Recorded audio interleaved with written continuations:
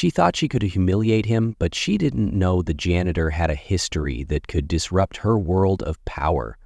What he did next left her speechless.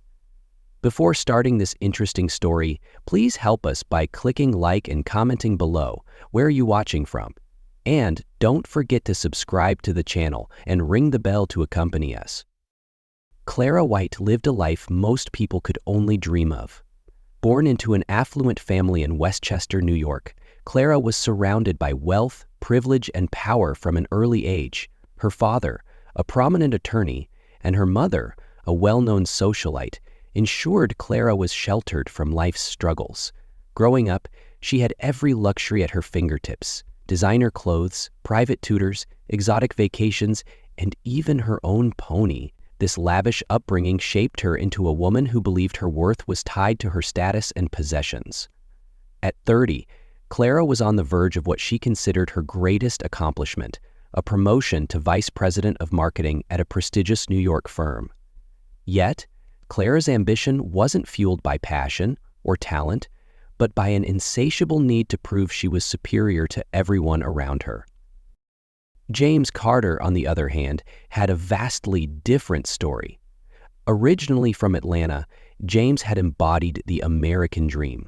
Starting with nothing but grit and a toolbox, he built Carter Construction into a thriving business. His company wasn't just about profits, it was a lifeline for many in his community. James gave jobs to those who needed a second chance: ex-convicts, single parents, and inexperienced youth, earning admiration and respect from those around him.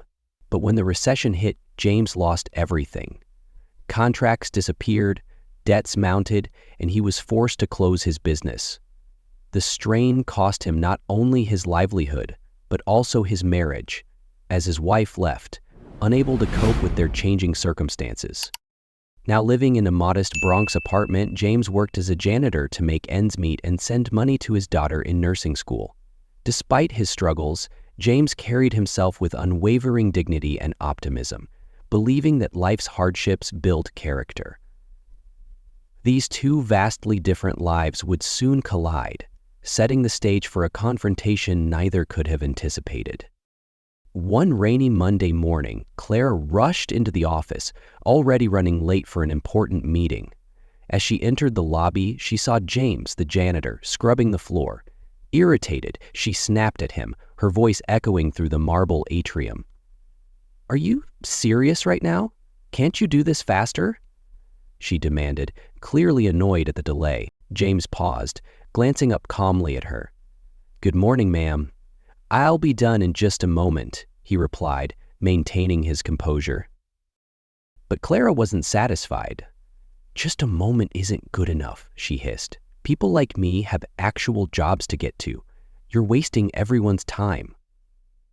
Several employees in the area looked on, uncomfortable with the scene, but Clara paid them no attention. As she walked past him, she muttered loudly enough for everyone to hear, "Maybe if people like him worked harder, they wouldn't be stuck cleaning floors." James felt the sting of her words but chose not to react. He simply nodded and continued with his work, his professionalism unwavering. Although Clara's words were meant to provoke him, he refused to give her the satisfaction of seeing him upset. Despite her attempt to humiliate him, James remained composed, knowing that his dignity mattered more than any insult. Clara's disdain for James didn't end with a single encounter. Over the next few weeks, she went out of her way to make his job more difficult. One morning, as James organized his cleaning supplies, Clara walked by and accidentally spilled her coffee near his cart.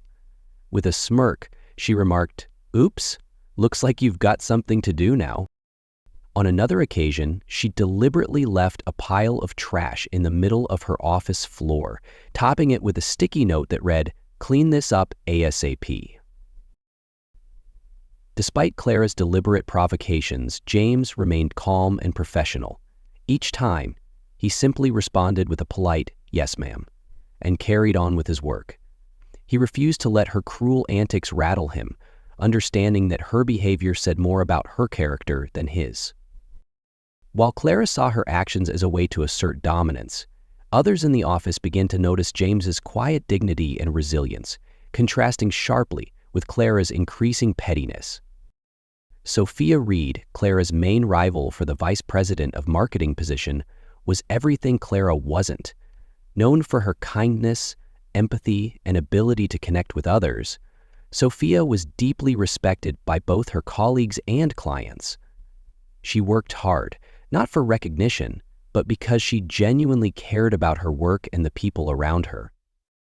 Clara, however, saw Sophia's kindness as a weakness and viewed her as an obstacle to her promotion. Determined to undermine her, Clara orchestrated a plan during an important client meeting.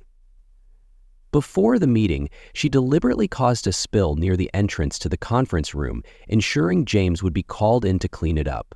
As James mopped the floor, Clara seized the opportunity to belittle him in front of the clients. With a condescending laugh, she remarked, "Imagine this. You're here to discuss multi-million-dollar campaigns, and this is the view you get." The clients exchanged uncomfortable glances, visibly uneasy with Clara's tone. Sophia, sitting across the table, couldn't stay silent. "Clara, that was completely unnecessary," she said firmly, her voice steady. Clara scoffed, dismissing Sophia's objection, but the damage to her reputation was already unfolding. One of the junior employees, disturbed by Clara's behavior, discreetly recorded her demeaning comments toward James during the client meeting. By the end of the day, the video had spread throughout the office, sparking widespread outrage. The next morning, Clara was summoned to HR for a formal reprimand. She was confronted with her actions and reminded of the company's values, which she had blatantly violated. However, instead of taking responsibility or showing remorse, Clara dismissed the situation entirely. "This is ridiculous," she fumed, brushing off the complaints. "People are so sensitive these days. I was just being honest." Her refusal to acknowledge her wrongdoing only worsened her standing among colleagues who were already disgusted by her actions. While Clara clung to her arrogance, the office buzzed with conversations about her inappropriate behavior, further isolating her in a workplace that no longer respected her. At the company-wide meeting, the CEO announced Sophia Reed as the new vice president of marketing. The room erupted in applause as her colleagues celebrated the well-deserved promotion. Clara, however, sat frozen in disbelief, her confidence shattered. Fuming, Clara stormed into the CEO's office afterward, demanding an explanation. "I deserved that promotion," she exclaimed.